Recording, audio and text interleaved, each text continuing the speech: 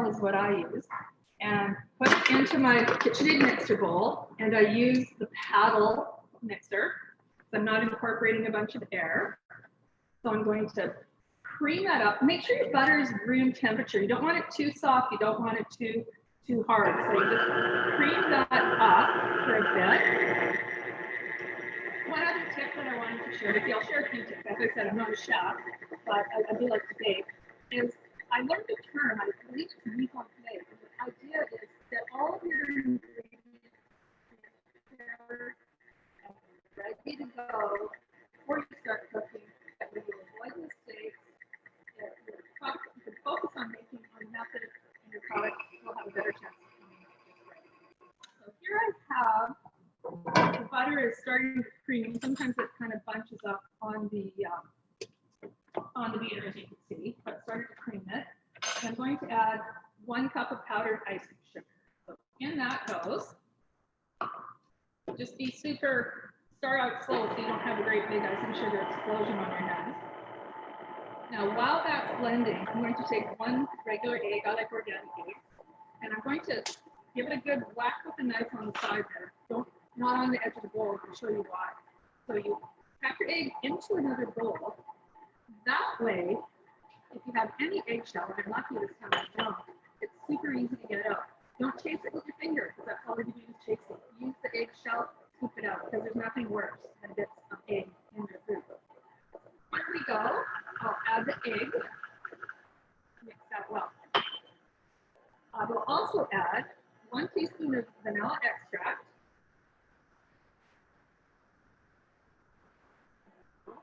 1 teaspoon of vanilla extract, and this is the secret, 1 teaspoon of almond extract, and it smells so great. But don't eat the dough because there's a raw egg. So in goes almond extract. We're just going to incorporate that all together.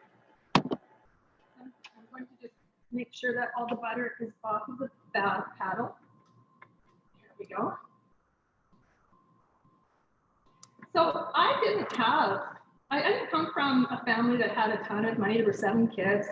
We had books, and it was, if you weren't doing something, you were doing chores. So I definitely went and found a book to read. And we didn't have a ton of books. My favorite book that I had as a little girl was called Artie the Smarty, and it was about a irreverent little fish that was in the school, and it was always swimming the opposite direction of everyone. And I kind of think it might have influenced me a bit. Anyway, one of the other things that I read, in addition to the few children's books I did have, were cookbooks. And I spent hours pouring over the cookbooks, and I loved the stories. There were often cookbooks that were bought through community churches or whatnot, just little stories about why that recipe fed a family. And I got this really well. So there we go. Our butter is all creamed. I don't know if you can see that. It's nice and creamy. I'll let it run just a tiny bit more. And while it's doing that, I'm going to measure 2 3/4 cups of flour.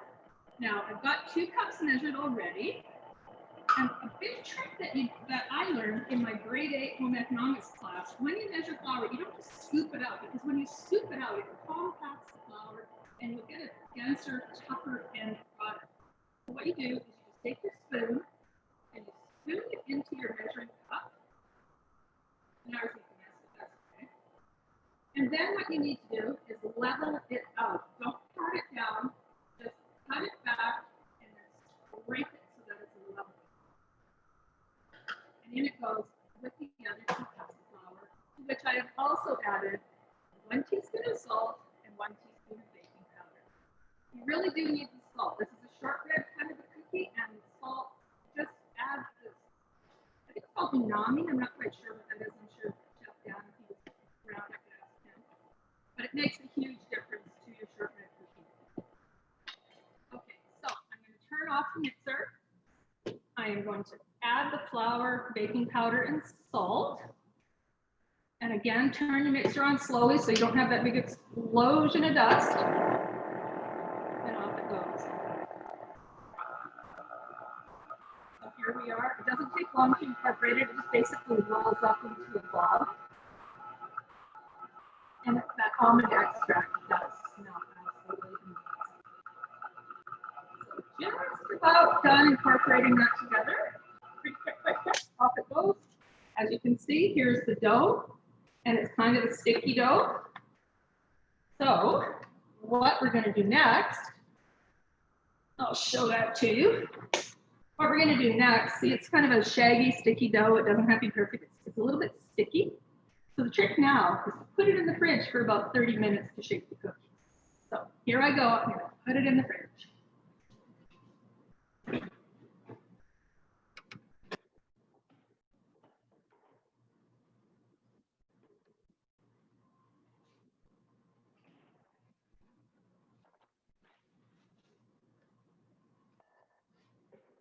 Back. There we go. And through the magic of magic, because it's Halloween after all, here's our chilled cookie dough. So now what I'm going to do is I'm going to show you how to shape the cookies. And this is another super important step. This recipe makes about 60 cookies.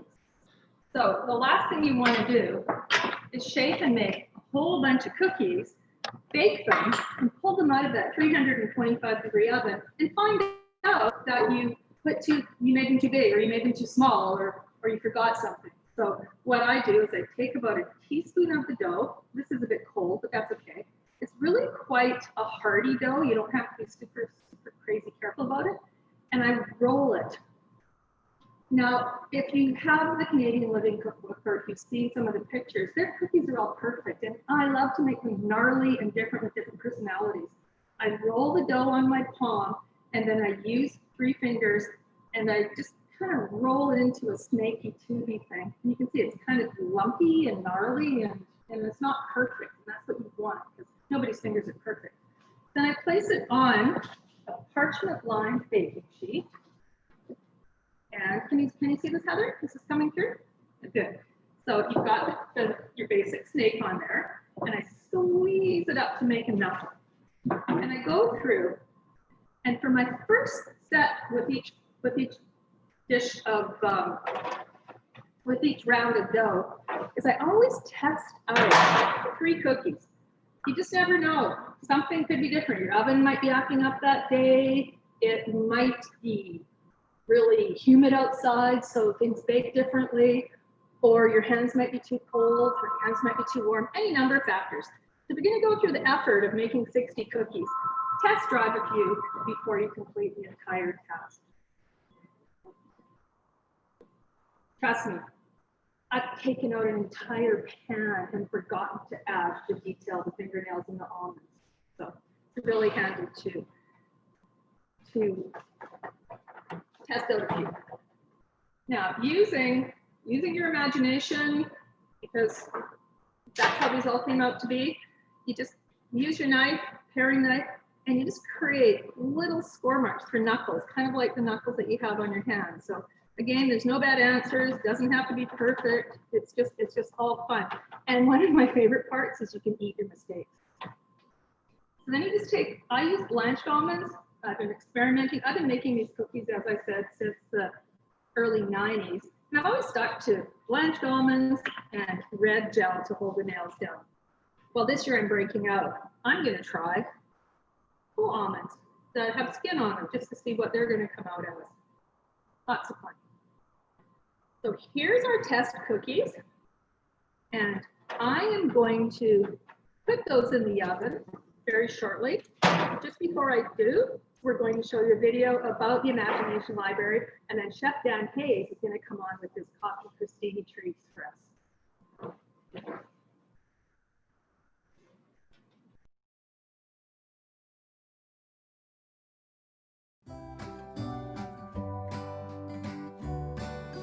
Everett was born in Whitehorse in the Yukon Territory, and as part of our paperwork that we had to fill out was an application for the Imagination Library.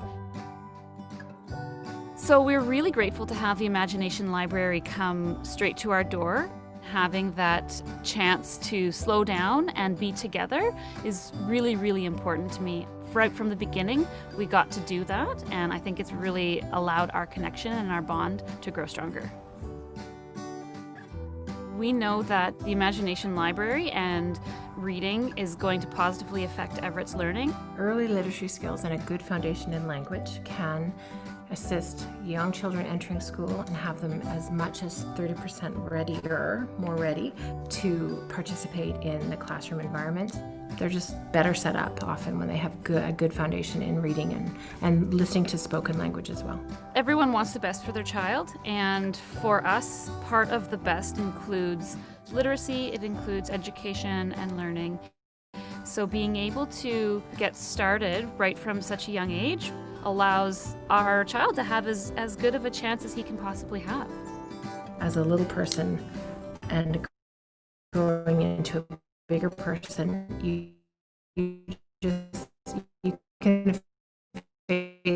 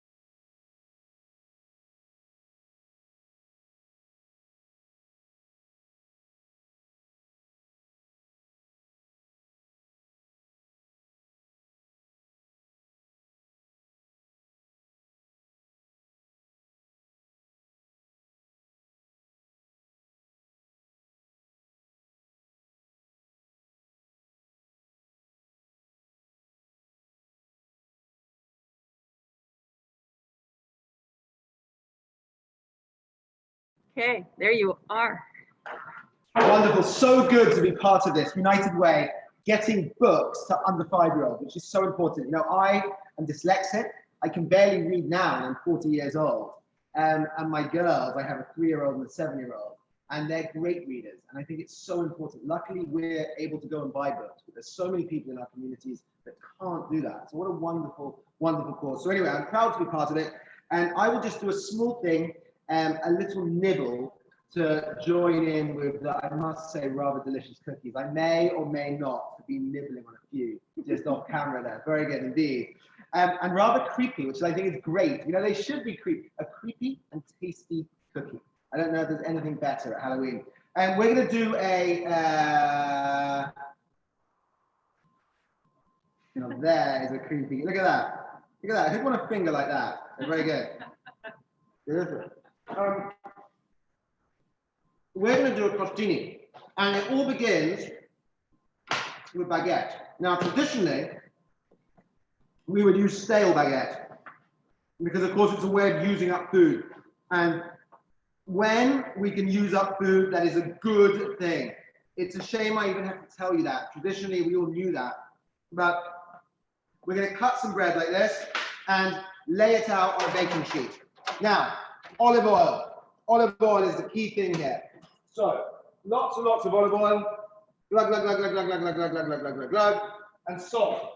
We live on Vancouver Island, or at least I live on Vancouver Island. I'm surrounded by sea salt. I'm surrounded by the ocean.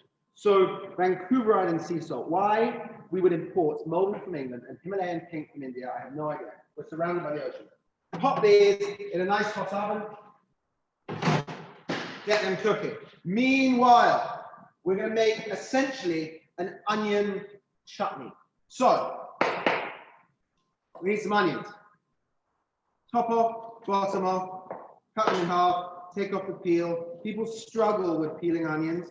Cut them in half, it's much easier. If you waste a bit, let's not worry too much, I don't think. And that's enough. My pan is already hot. to speed things up.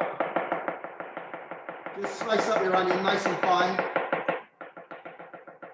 The finer you can get it, the better, but don't cut yourself because you don't save time if you have to, go down to the emergency room. That wastes time. So do be careful, everybody.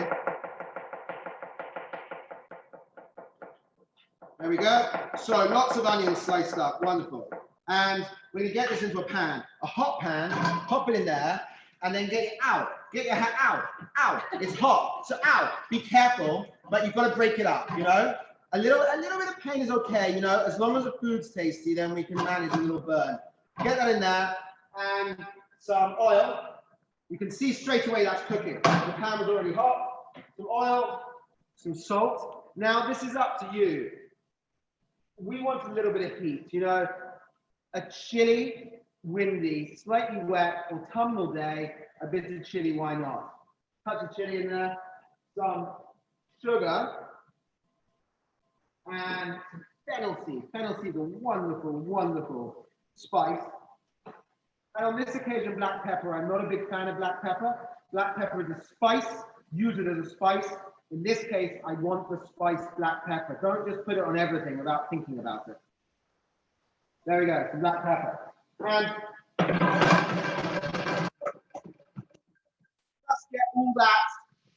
just get all that cooking out. Touch more oil. And that's all cooking down. Love it. Now, the bread doesn't need to be completely toasted. It needs to be warmed up and just starting to brown slightly on the edges. So let's see what we got here. Well, it's warmed up and it's slightly oily and slightly salty and absolutely delicious. You could toast it for longer if you wanted. You could make it really brown if you like. But this is okay for our purposes. What we've essentially done is we brought stale bread back to life. That's really what it's all about. Now, our onions are starting to cook down, and what you really want is you want these onions to look and taste like something you'd like on your burger. They're sweet. Not quite salty enough. So get another whack of salt in, and then finish it with a little bit of balsamic vinegar. And that gives you the, for want of a better phrase, the agri-dolce effect, sweet and sour effect.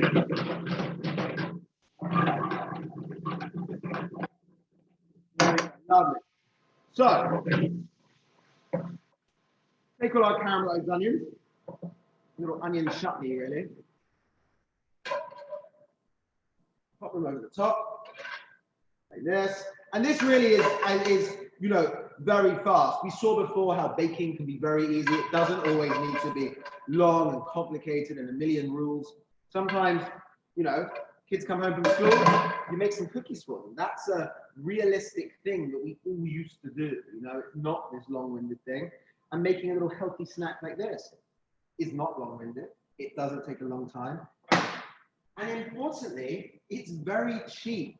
I don't know when we started to think that cooking was expensive. It's simply not. Some stale bread and some onions is basically what we have so far. Okay, now things get a bit more luxurious. That's not a small chunk of cheese. But we only need to use a very small chunk of cheese. So I'm taking this and just start grating it over the top. And here we have 1, 2, 3, 4, 5, 6, 7, 8, 9, 10 crostini, which definitely would be a sort of little snack for 5 people. And in actual fact, the amount of cheese we've used is very small. I've still got that. So that is a simple crostini with caramelized onions, a little bit of spice, some fennel, some balsamic vinegar, some grana padano cheese on a toasted crostini that's oily and salty, and I think perhaps with a glass of red wine, it's the perfect thing on an autumnal afternoon. Cheers. Happy Halloween.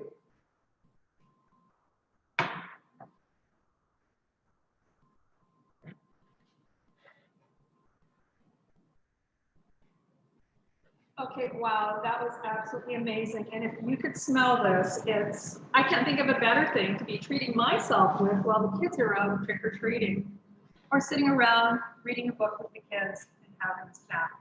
I think that all ages would love it. Okay, so let's get to the part of the show about finishing the cookies. So as I explained, it's really a great idea to test out how your cookies are going to turn out. These ones turned out really well.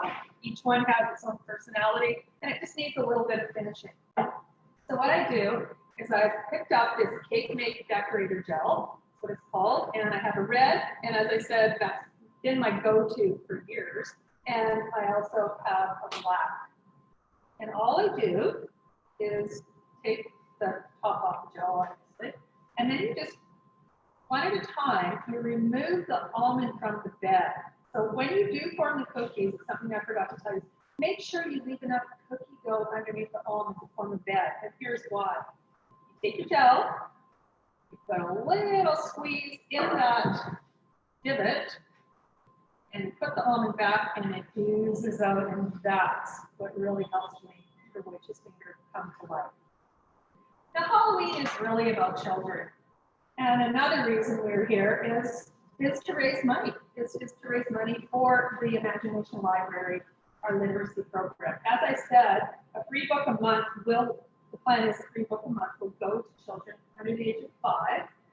And stimulate imagination. And I really can't help but think that if I hadn't had access to books and cookbooks and all that, I wonder where I would be. So I don't know that I would have actually come up with witch's finger. So here we are with those cookies, and I'm going to add them to my tray. Now, if children fall behind in early years, it's hard for them to catch up and close that gap. And reading with children from when they're really young instills a love of learning, instills a love of reading and confidence that they will take with them to school and be ready for kindergarten, which increases their readiness by actually about 30%. So it's so sad to me, it's heartbreaking as a mom of older kids now to think that if I hadn't read to my kids that they would have been so far behind. So that's what's so important to me about the Imagination Library.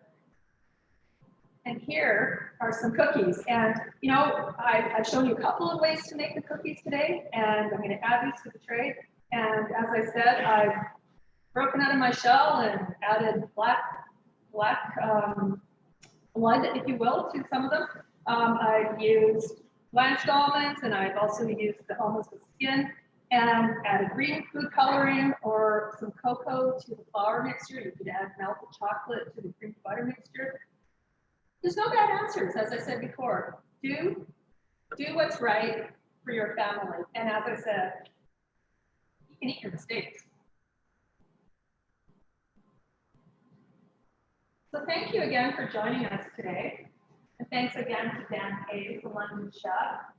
Please check out his website. There's great recipes on there, great pictures. Come in, take part. I don't know if that Dan's running live classes right now. I can't recall. I know that he's got some fabulous Zoom classes, and where ingredients are delivered to your home, or you can get the ingredients yourself. Again, I'm not an expert on what Dan is offering here, but it's so impressive, and I know what I'm giving to people for birthday and Christmas gifts. So again, thanks to Dan, thanks to our media partners, Oceans 98.5 and Black Press. Emily, we have a question. Oh, okay, what's that? What could you use instead of almonds for the fingernails in case of allergies? Well, I was thinking about that, and you could probably, well, I've used cashews, and cashews are probably another nut that you'd be allergic to.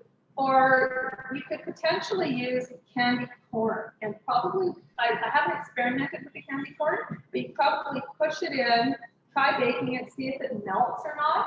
And if it does, then maybe push it in, take it out, and then while the cookie's still warm, push it back in. I think that might work. Or even potentially a jelly bean. So I think that you just have to experiment with it. And another question? What kind of flour are you using? Regular flour? I just use regular all-purpose flour. What's it? This is all-purpose flour. Usually, what's on sale. I haven't tried using whole wheat. You probably could. And I've been challenged by Heather in our office to see if I can come up with a gluten-free recipe. So I'm going to spend some time this weekend giving that a try. Is there any other questions? And what kind of butter are you using? Butter. Well, I use salted butter. Again, whatever's on sale. When I was a few years ago, when things were really tight, I actually couldn't afford butter. So what I used were those half-cup measured blocks of hard margarine. Not best for you, but it's what I had at the time. That's what I could afford. Don't use it if you're in a situation where you don't have butter and you use margarine. Don't use the tub margarine. It's got water whipped into it, so it makes it spreadable, and your product will turn out. And Janine suggests that you could also use dried fruit for the fingernails. Oh, that's a brilliant idea, Janine. Yeah, you could use almonds, or not almonds, apricots. I'm just picturing apricots all wrinkled up and maybe cut a piece of them off and put them in. I'm going to try that. That's a great idea. So if we have any more questions, please let me know. If you have any questions about the Imagination Library, please go to uwgv.ca and you will see links on there to the Imagination Library and the other areas of action and initiatives that we have going on. We really appreciate all of your commitment to the United Way and to making sure that children in our community have a chance at the best possible life they can have. Thank you so much. Happy Halloween.